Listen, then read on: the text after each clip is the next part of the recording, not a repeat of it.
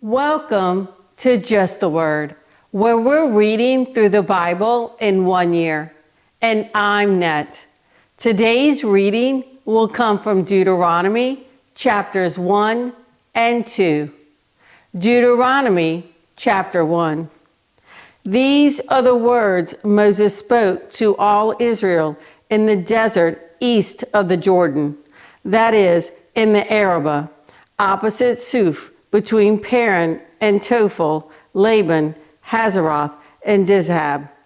It takes 11 days to go from Horeb to Kadesh Barnea by the Mount Seir road. In the 40th year, on the first day of the 11th month, Moses proclaimed to the Israelites all that the Lord had commanded him concerning them. This was after he had defeated Sihon, king of the Amorites, who reigned in Heshbon, and at Edrei had defeated Og, king of Bashan, who reigned in Ashtaroth. East of the Jordan, in the territory of Moab, Moses began to expound this law, saying, "The Lord our God said to us at Horeb, 'You have stayed long enough at this mountain. Break camp and advance into the hill country of the Amorites.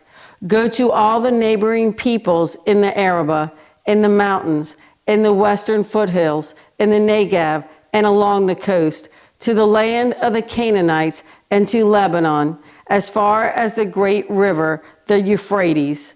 See, I have given you this land.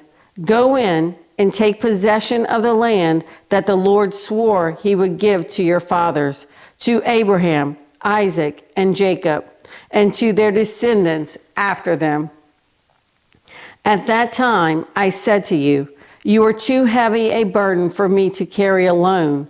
The Lord your God has increased your numbers so that today you are as many as the stars in the sky. May the Lord, the God of your fathers, increase you 1,000 times and bless you as he has promised. But how can I bear your problems and your burdens and your disputes all by myself? Choose some wise, understanding, and respected men from each of your tribes, and I will set them over you.' You answered me, 'What you propose to do is good.' So I took the leading men of your tribes, wise and respected men, and appointed them to have authority over you, as commanders of thousands, of hundreds, of fifties, and of tens, and as tribal officials. And I charged your judges at that time, 'Hear the disputes between your brothers, and judge fairly whether the case is between brother Israelites or between one of them and an alien. Do not show partiality in judging. Hear both small and great alike. Do not be afraid of any man, for judgment belongs to God. Bring me any case too hard for you, and I will hear it.' And at that time I told you everything you were to do. Then, as the Lord our God commanded us, we set out from Horeb and went toward the hill country of the Amorites through all that vast and dreadful desert that you have seen, and so we reached Kadesh Barnea. Then I said to you, 'You have reached the hill country of the Amorites, which the Lord our God is giving you. See, the Lord your God has given you the land. Go up and take possession of it as the Lord, the God of your fathers, told you. Do not be afraid. Do not be discouraged.' Then all of you came to me and said, 'Let us send men ahead to spy out the land for us and bring back a report about the route we are to take and the towns we will come to.' The idea seemed good to me, so I selected 12 of you, one man from each tribe. They left and went up into the hill country and came to the valley of Eshcol and explored it. Taking with them some of the fruit of the land, they brought it down to us and reported, 'It is a good land that the Lord our God is giving us.' But you were unwilling to go up. You rebelled against the command of the Lord your God. You grumbled in your tents and said, 'The Lord hates us, so he brought us out of Egypt to deliver us into the hands of the Amorites to destroy us. Where can we go?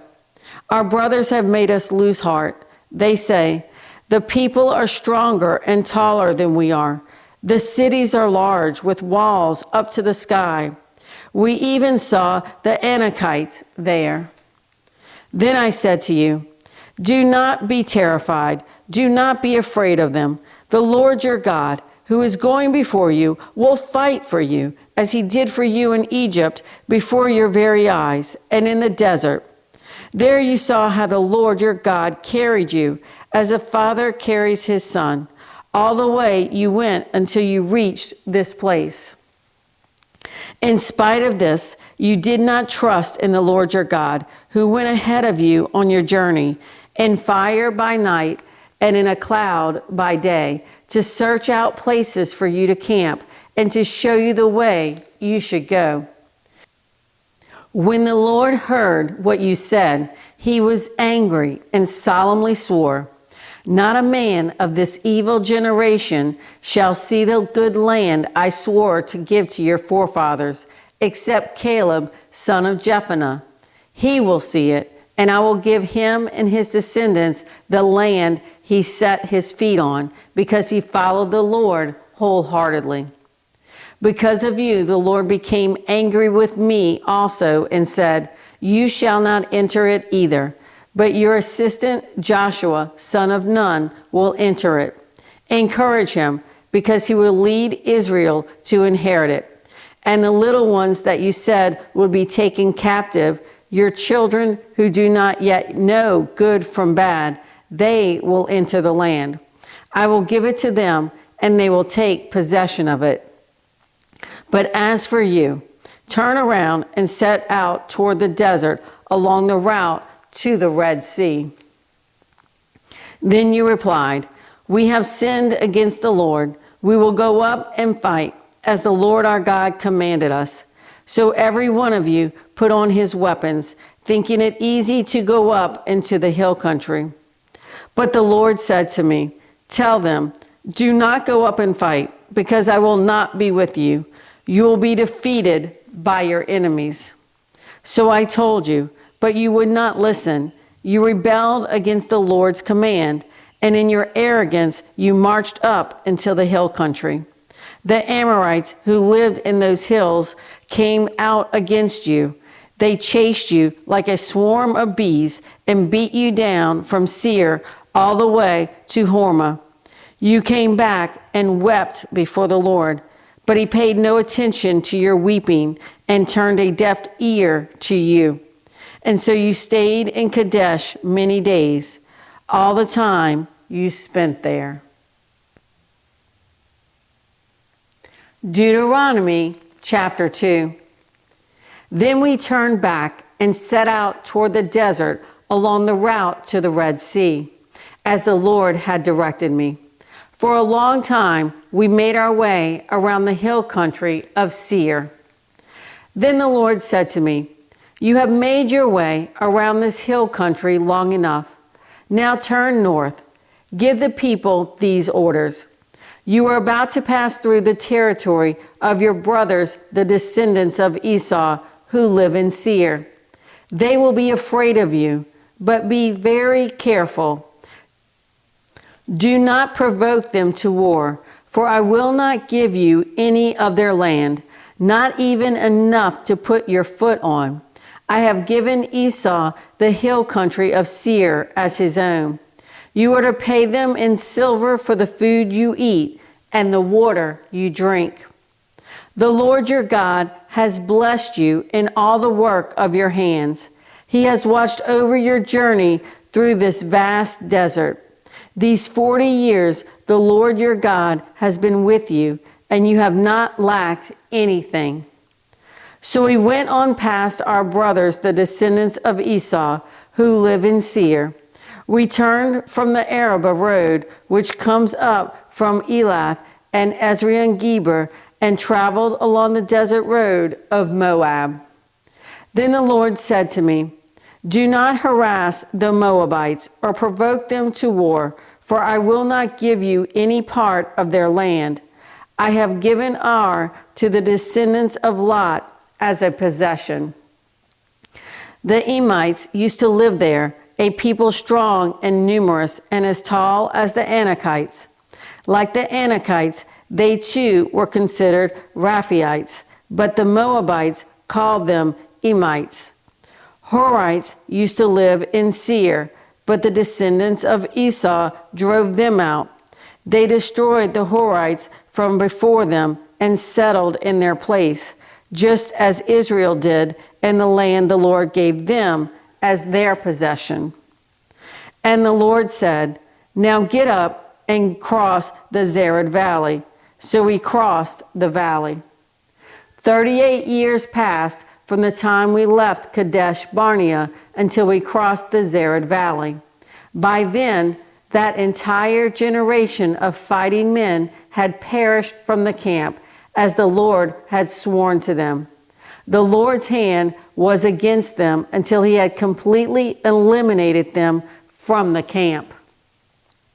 Now when the last of these fighting men among the people had died, the Lord said to me, "Today you are to pass by the region of Moab at Ar. When you come to the Ammonites, do not harass them or provoke them to war, for I will not give you possession of any land belonging to the Ammonites.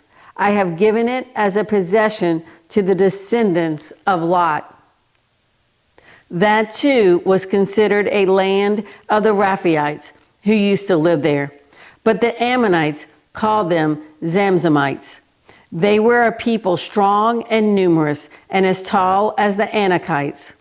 The Lord destroyed them from before the Ammonites, who drove them out and settled in their place. The Lord had done the same for the descendants of Esau, who lived in Seir when he destroyed the Horites from before them.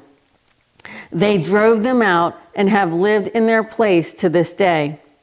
And as for the Avites who lived in villages as far as Gaza, the Caphtorites coming from the Caphtor destroyed them and settled in their place. Set out now and cross the Arnon Gorge. See, I have given into your hand Sihon the Amorite, king of Heshbon, and his country. Begin to take possession of it and engage him in battle. This very day I will begin to put the terror and fear of you on all the nations under heaven. They will hear reports of you and will tremble and be in anguish because of you. From the desert of Kedemoth I sent messengers to Sihon, king of Heshbon, offering peace and saying, "Let us pass through your country. We will stay on the main road. We will not turn aside to the right or to the left. Sell us food to eat and water to drink for their price in silver. Only let us pass through on foot, as the descendants of Esau who live in Seir and the Moabites who live in Ar did for us, until we cross the Jordan into the land the Lord our God is giving us." But Sihon, king of Heshbon, refused to let us pass through. For the Lord your God had made his spirit stubborn and his heart obstinate in order to give him into your hands, as he has now done.